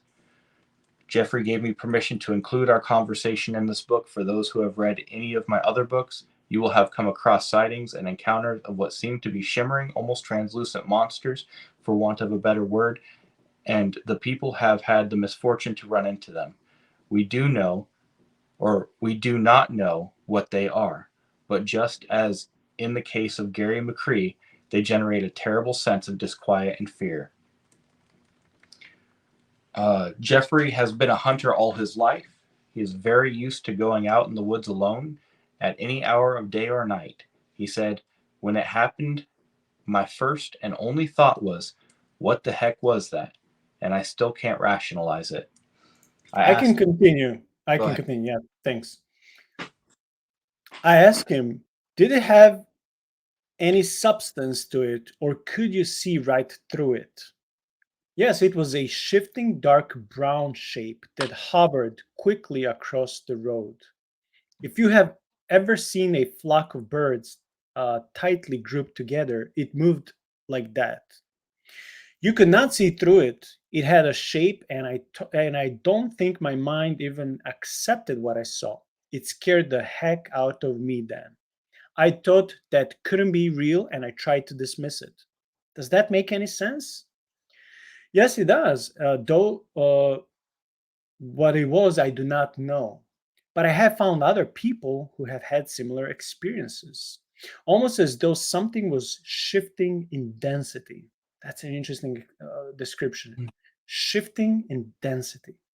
Wow, I like that. So this is the process of when these entities like transforming from one shape to another, from spiritual maybe to more physical. Mm. I asked him, was there any possible shape to it at all in terms of any formation of a head or limbs, or it was completely blurred? I was expecting to see deer cross the road, and when it happened, I was like, what the heck was that? That was no deer, it wasn't birds, whatever it was big and fast, and it scared me. I don't scare easily or even believe in this kind of thing. Like I said, it happened real fast. I think my mind kind of went into a kind of shock and just couldn't accept what I just saw. All I know is that it was a very large creature that hovered across the road and was very fast. Never seen anything like that. I said, if you could make a guess, what do you think you would say it was or came from? Do you think it was a biological entity?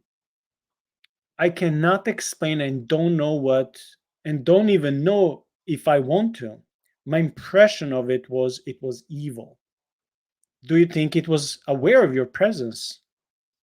There's no way that that was a living creature. It was too big and it moved like nothing I ever saw. Yet there it was. I don't know. Like I said, it scared me, and my first thoughts was that it was evil. Yes, it knew I was there and was in a hurry to leave. So it had an intelligence to be able to know you were there. This is an impossible question, I know, but what do you think it could have been capable of doing to you? Something physical or mental, maybe? It inspired instant fear and shock to the point that you just didn't want to believe what you just saw. But after it was gone, that sense of fear and terror went with it. I just have to say that I'm glad that fear left with the creature, because usually people are traumatized for a while. And that inspiring fear reminds me of the giant thing standing next to the porch that she saw, and she said that she was made to feel fear. I think that's Mm, kind of what we were talking about there. yeah. So now the person who wrote the book, Steph Young, she keeps asking him, has it made you concerned when you go hunting now, or have you shrugged it off? I'm not one of those people that think humans can know all of what exists. It didn't harm me or even act as if it wanted to. It just was in a hurry to leave. Man, do you think, Sean, that this could be intergalactic, tourists just wandering around like, oh, see you, human, bye. No, I'm kidding. They're more scared, but like, I'm actually pleasantly surprised and even slightly shocked then that a lot of people throughout the decades and throughout the world who witnessed so many things, they were left unharmed. Like that makes me happy for them, of course, that they survived. But I'm also slightly shocked if if these creatures instill fear in you, if they some of them follow you and then they suddenly leave you alone. Like, well then what was the point? Like, I would expect them to want to hunt people, hurt them, scratch them, eat them. I don't know, I'm just coming up with anything that crosses my mind. Like, in many of these cases, just entities seem to disappear and leave humans alone. Or do they? Maybe they still observe them from the distance. But like, these things are way superior in some way than humans, and they can hurt them, and they are not friendly, but yet they don't hurt people in most cases. And like, I'm just wondering why. Is it because there could be some, um, again, I'm just speculating. We know according to the Bible, Jesus said that everyone has a guardian angel. Could there be some pact or a deal, or what God said also to the Hasatan, right? In Job, like, you can do this, but don't cross this line. I don't know. It just, as I'm talking, these things cross my mind. Like, could it be that there's certain point that God doesn't allow these creatures to interfere with us in our world? Like, I don't know. It's just interesting to think about. A couple things to think of. One, we only get the stories of the survivors, uh, Yeah. and two, there is a non-negligible amount of people that just disappear every year without a trace.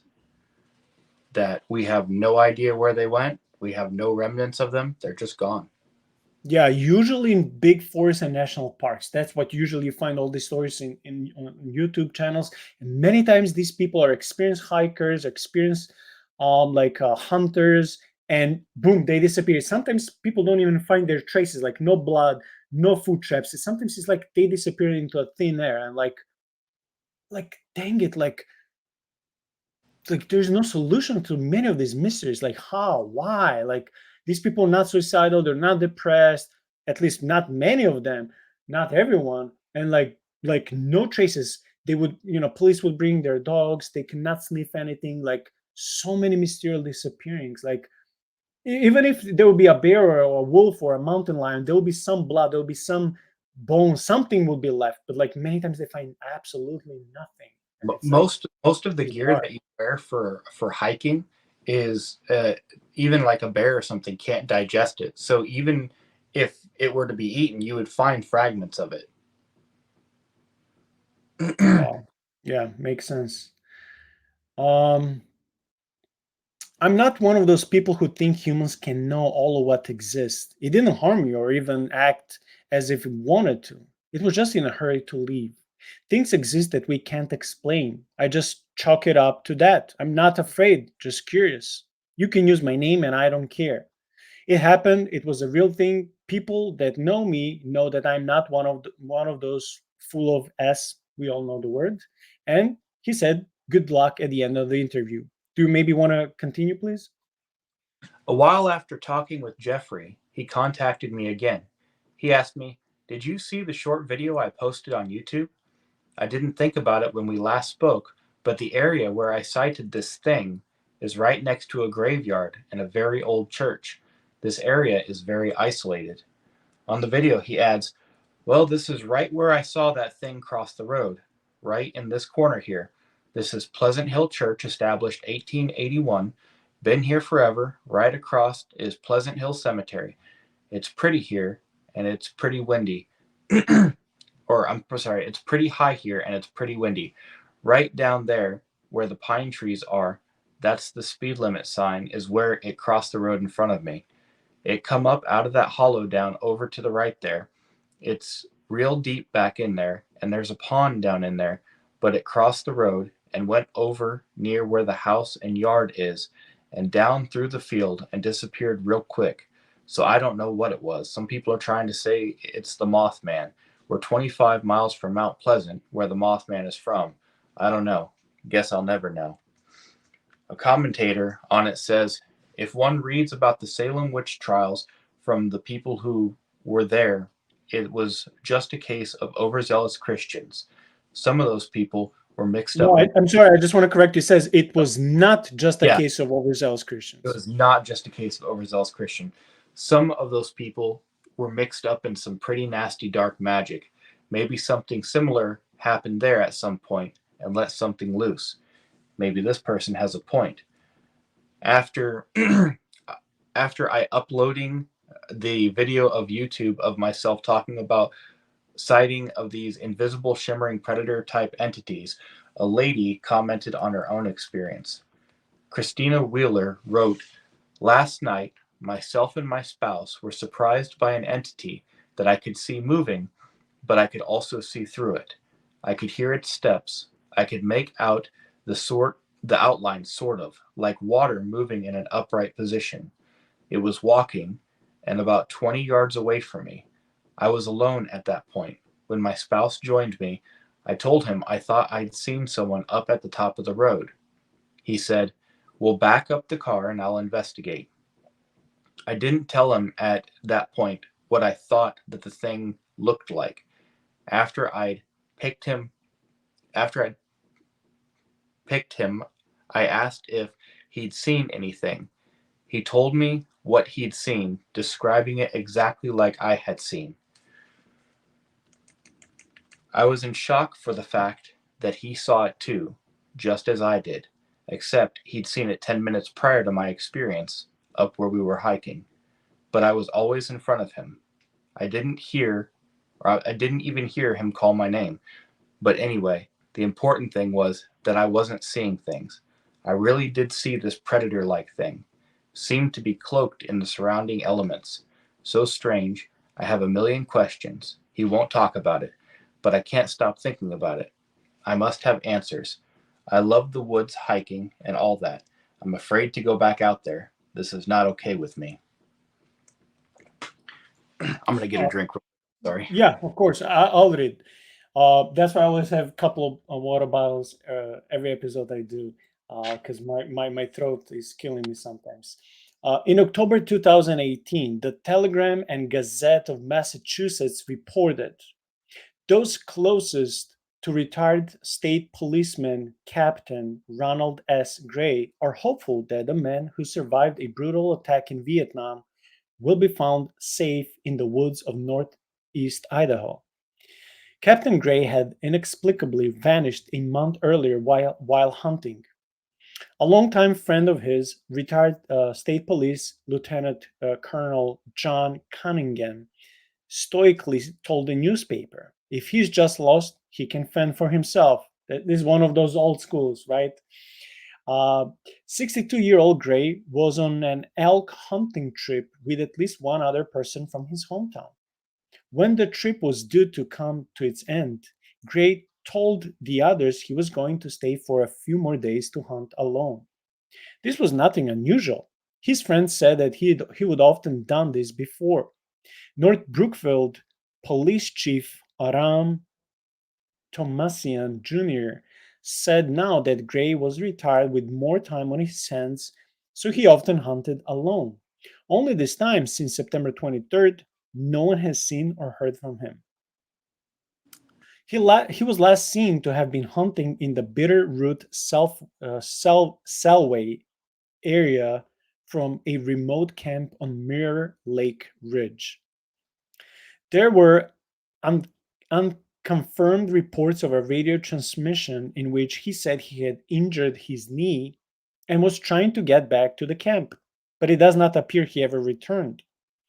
Searchers had become increasingly worried because he has equipment needed to build a fire, but they have seen no signs of smoke.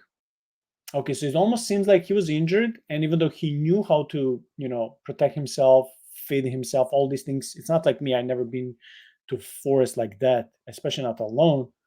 So for some reason, he didn't want to stop. Otherwise, he would have built a campfire, but he didn't. So he kept going. So the question is, if he was injured, why did he keep going? Was he chased? Was he afraid?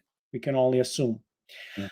Idaho County Sheriff's Department coordinated ground and air searches for 5 days, involving the Idaho Army National Guard, a Black Hawk helicopter, and trained volunteers combing the area on foot, horseback, and ATVs. Searchers camped out in the area with lit campfires, hoping that he would find his way to them, but he never did. It could be because he was dead by that point. Who knows? Deputy Nida, it's a foreign name, said that his department were aware of Gray's extensive survival training as a Vietnam vet, police officer, and he would also have worked as a canine handler. He was an avid outdoorsman. Gray had served in the Marine Corps and fought in Vietnam with the 1st Battalion, 9th Marines. The unit's members were known for turning down Purple Heart medals and staying to fight alongside their comrades, reported the newspaper. They were known as the Walking Dead, quote unquote, said Gray's friend, Lieutenant Colonel Cunningham, who was also a Marine. We rescue our own, and that's why we want to help. He will do it for us. However, regardless of the extensive search for Gray, no sign at all of the former soldier was ever found. And by that, we're done with this story and with this episode. I have to say that this last story, unfortunately or fortunately, it's up to the audience to make their decision for themselves, is not that scary. It's not that spooky. It could have been that he just couldn't continue because he was injured. Maybe he was bleeding bad. Maybe it was cold. He couldn't feed himself if he was ran out of food or water. He couldn't move, and maybe some wild animal finished him. I mean, I'm not saying that's what happened. I'm just trying to say that not every story has to be supernatural, and not every uh, cause of that has to be like paranormal, cryptid, or entity from other dimension coming, hunt you down, and killing you. It could be that we just we just don't know, and it could be that it was a natural reason, like a wild beast. I don't know if there's anything you want to add to this last story. No, I think you're right. I think just because he was, somebody who was very competent and proficient in being an outdoorsman and very self-reliant, it doesn't exclude the possibility of accidents happening and, him just being a statistic. Uh, so, I mean, nature is scary, and there's a reason that we build houses to keep nature outside. Shaun, we came exactly to 2 minutes.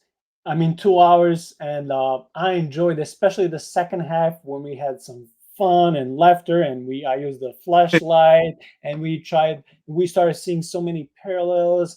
And I mean, I just want to say publicly, why not? I thank you for you keeping yourself committed this year and coming, sacrificing time from your family, from rest, from hobbies, whatever, and just making this 50th episode even more special, because it's I noticed that every episode I do by myself, it's never as fun and amusing when you do it with at least one more person, because there's always more in because, well, of course there are dialogues and interaction that is like interesting, but there's like, because other people come up with different solutions and they have their angles, not just in these the stories of these cryptids. It can be any theological or paranormal, historical, archaeological point of view that we're covering on the podcast. So it's always more fun, and time goes fast when you're dealing with someone else, when someone else is helping.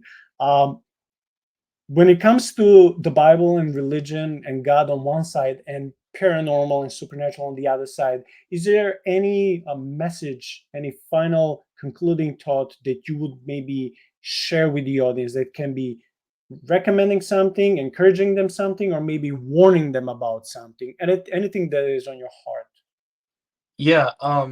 So all of these stories, even if they're exaggerations, even if they're not true, they represent a reality. That we live in a universe where there is war happening between the forces of light and darkness, and we need to make sure that we are trenched on the right side of that war, and that we are continuing to take ground for God. We cannot leave these kinds of stories in the hands of the secular atheist to explain. We have to be able to come at them with a Christian worldview, the right worldview, the worldview that has the most explanatory power, and explain to people what these things are, that they're enemies of God, that they're defeated, and that Christ will conquer regardless of what they try to do. They're just throwing a fit because they know that their time is short. And so you can have confidence in Christ. Amen. And the last short question is, what would you say to church people who consider all of these reports, all of these beings, all of these entities as mere imagination, fantasy, and would laugh at people like us who like investigating these things? What would you tell them to try, or maybe you wouldn't even try to so to speak argue, not to argue in a bad way, but I mean, to what would be your argument that will be that you would bring to them, or would you just simply say, okay, thank you, brother, thank you, sister, and would you just withdraw and just not continue talking about that if you see the opposition? To a brother or sister, I would just say, thank you, brother. Thank you, sister. I appreciate your time. To the church as a whole, though, speaking abstractly to the church, I would say to say to somebody who has this kind of experience that you didn't have that experience because I can't find it in my Bible. That's approaching spiritual abuse. To try to use the Bible to gaslight somebody and say you don't actually know what you know. You didn't actually experience what you experienced. So I would caution the church as a whole, not speaking to any one person, but the church as a whole, that we need to be open-minded with these things. We need to have our hearts and our hands closed on the Bible. We're not letting that go, but we need to be open-minded to see how can the Bible help us to see these things rightly. Amen. I always like asking people to, at the end, all my guests and partners like you, to share some wisdom, because I like learning from others. It always makes me happy. I just want to invite the audience to you know, keep praying for us who are running this podcast, because it's not always easy. There are difficulties. There are mean comments. People for no reason want to come and attack. I'm more or less okay if they attack me, but they tend sometimes to attack my guests, belittle them, call them bad names, which I don't know what is behind this. Some of them even claim to be religious. Some are not. Uh, I would just ask the audience to, you know, if you have any issue with any of us, just please learn to express them in a kind way. If you think you're a believer and you think you're being religious or spiritual in a way that is paralleling the words of the Bible, but if you have this problem with aggression and with just loving to abuse others verbally without repentance, I would just call you to surrender that to God. And just sometimes it's not even worth arguing if it will be bringing division and maybe offending someone who may be your brother or sister just because you don't agree with us on the podcast with some stuff. And the second thing, I would just say, guys, please keep liking and subscribing. It doesn't cost you a cent. It does cost you only a few seconds of your time. Please also commenting and sharing the videos we produce once a week, like big videos, long videos like this one, but also those short videos. They're like usually between 5 and 15 minutes, which I cut and try to upload every day. Whenever you do this, and again, it doesn't cost you anything, it helps us to promote our channel on the Facebook, on YouTube, so that one day hopefully we'll have more subscribers, maybe even sponsors. And it costs to run this channel, it costs to buy all these books, it costs to use this service, it costs to pay the internet bill and all these things. So again, if it's in your heart, please help. If not, at least pray for us and sustain yourself from negative comments, because especially if you're a Christian, you may be just giving a bad testimony to people who are not Christians. And if they see us uh, fighting each other, they will not want to become one of us. Trust me. So, in that regard, I just wish everyone a blessed weekend. Thank you for spending this couple of hours with us. Again, we didn't go live because of something personal happening in my life, but next week we'll be there, coming with another guest, with another topic which I still didn't think of yet. It's not always easy to find guests. Some people don't respond in days, weeks, months, or ever. But we'll surely make sure that we come with something educational and interesting for you guys. And until then, love God with all your heart, soul, and mind. Shaun, thank you, and thank you all of you. God bless.